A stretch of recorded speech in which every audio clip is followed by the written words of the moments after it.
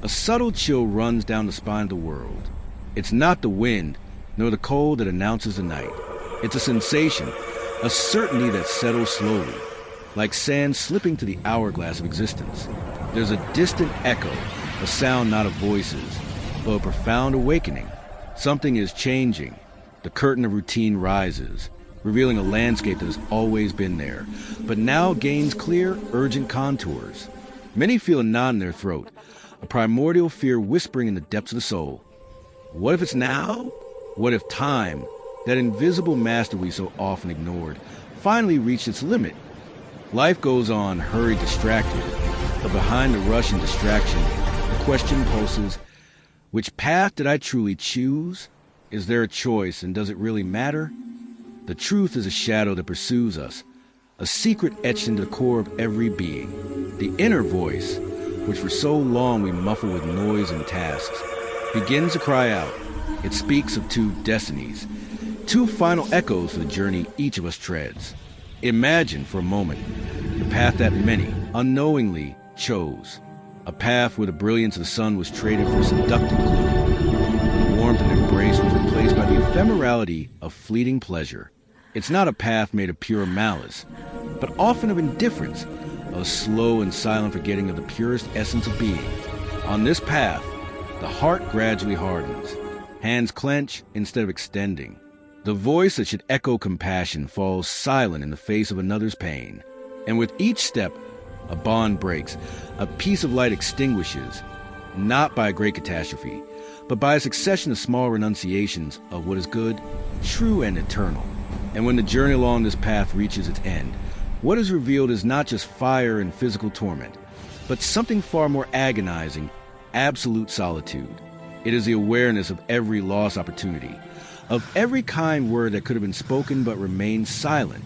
It is the emptiness of heart that closed itself off, isolated itself, and now, before the naked truth, comprehends the depth of what it discarded.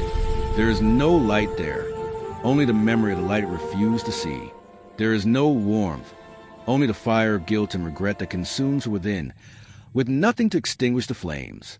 The cry is not for help, but for the echo of a voice that will never be heard again, for the touch of a hand that will never be felt again. It is the eternity of what if, of it could have been, of I should have done. In this place, darkness is not merely the absence of sun, but the total absence of hope. There is no day, no night, only a perpetual twilight where the silent screams of lost souls mingle with the sound of endless anguish.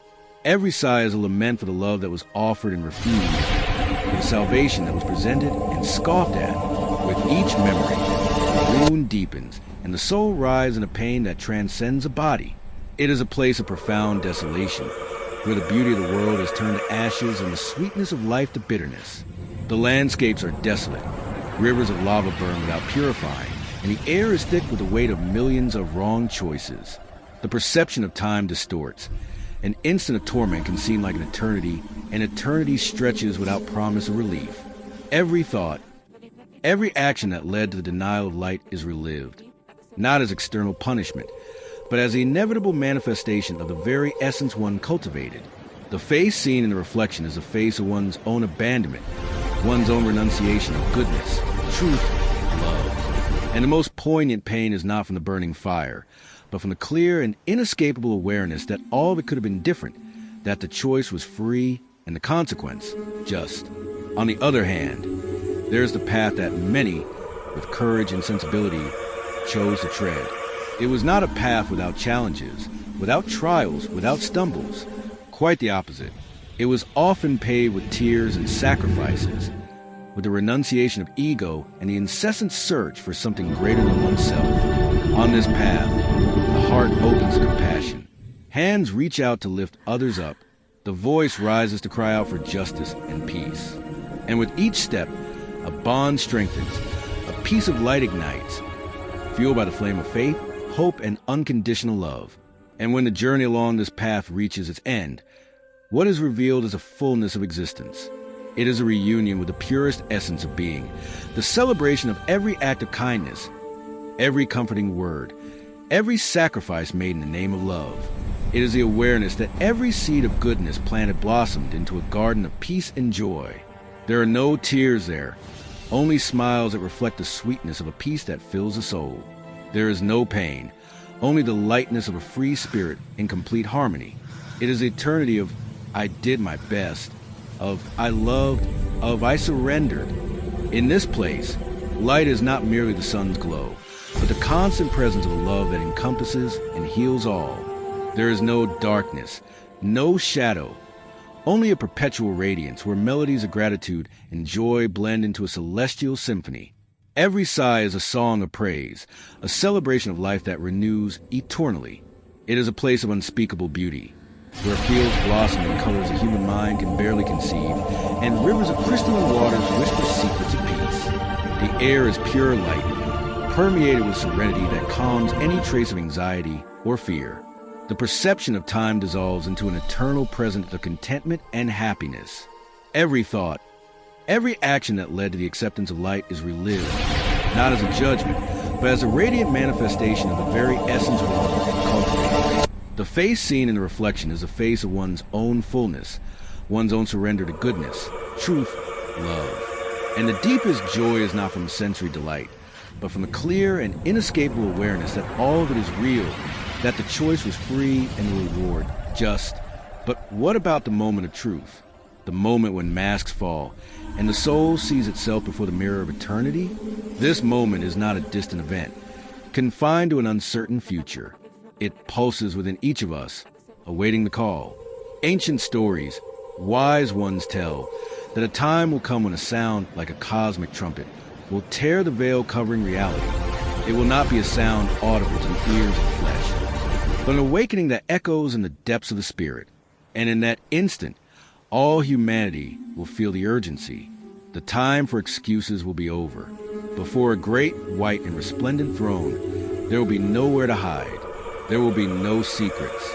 Every hidden thought, every whispered word, every visible or invisible action will be revealed, not by an accuser, but by the pure light of truth that illuminates all.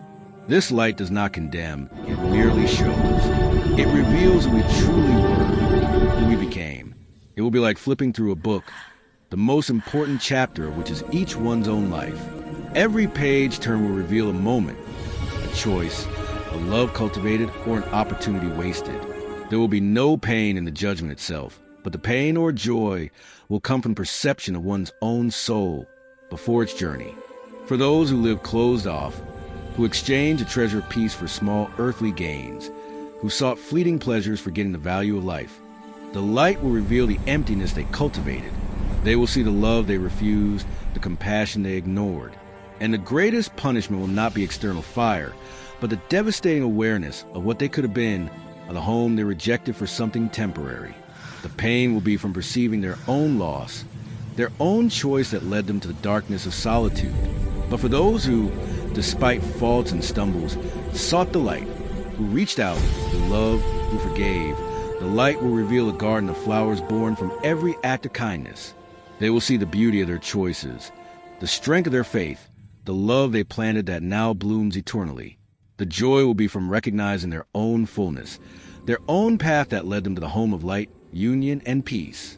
And the deepest of all is a question that hangs in the air, heavy and urgent. Is there still time? Yes, there is still time. The veil has not yet fully fallen. The trumpet, which announces a final awakening, still echoes on a subtler plane. The sands of the hourglass, though swiftly flowing, have not yet run out. This is not an invitation to fear, but to hope, to urgent and vital hope. The choice, the great and transformative choice, is still yours. With each new dawn, with each breath, with each beat of your heart, the decision renews. Which path will you choose? That of indifference leading to emptiness, or compassion leading to fullness? That of closure resulting in solitude, or of openness leading to eternal love and union? It's not about complicated rituals, but about a change of heart, a turning towards the light. It's about looking within and recognizing the seed of goodness that exists in you and deciding to cultivate it. It's about reaching out, forgiving, loving, seeking truth, being kind. It's about valuing what is eternal above what is temporary. It's about understanding that every choice, however small, weaves the fabric of your destiny. Every word, every thought, every action builds a path you are treading. And the final judgment is not a sentence imposed from without, but the revelation of what you have built within yourself. Fear exists, yes. The fear of the unknown, the fear of what might be. But there is also the fear of not living fully, of not loving intensely, of not being the best version of yourself. Letting that fear turn into an action is the real danger.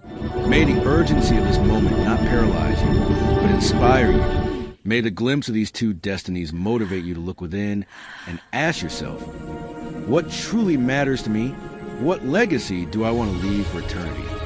The end may be approaching, but what it means for you depends on your choice now. There's time to change.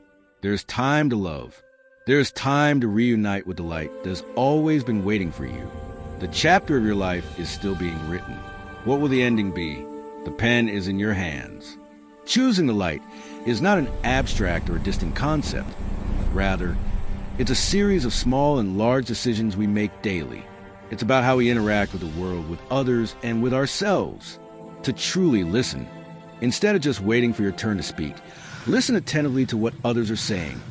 Try and understand their feelings and perspectives, even if you don't agree. To offer help without expecting anything in return. Extend a hand to a neighbor, a colleague, or even a stranger who needs assistance, whether it's carrying something heavy, providing information, or simply offering a supportive ear. To forgive. Let go of resentment and bitterness towards someone who has hurt you. It doesn't mean forgetting, but freeing yourself from the burden of carrying that pain. Forgiving yourself is also crucial. To speak kind words. Choose praise over criticism, encouragement over discouragement, and truth with compassion over offense. In daily life and attitudes, to be grateful. Take a moment to acknowledge and appreciate the small good things in life, from the shining sun to the food on your table. To be honest and upright. Act with integrity in all situations, even when no one is watching, and keep your word. To care for the environment. Small actions like saving water, recycling, and not littering demonstrate respect for creation. To be patient. In a fast-paced world, practicing patience in traffic, in lines, or when dealing with frustrating situations is an act of light.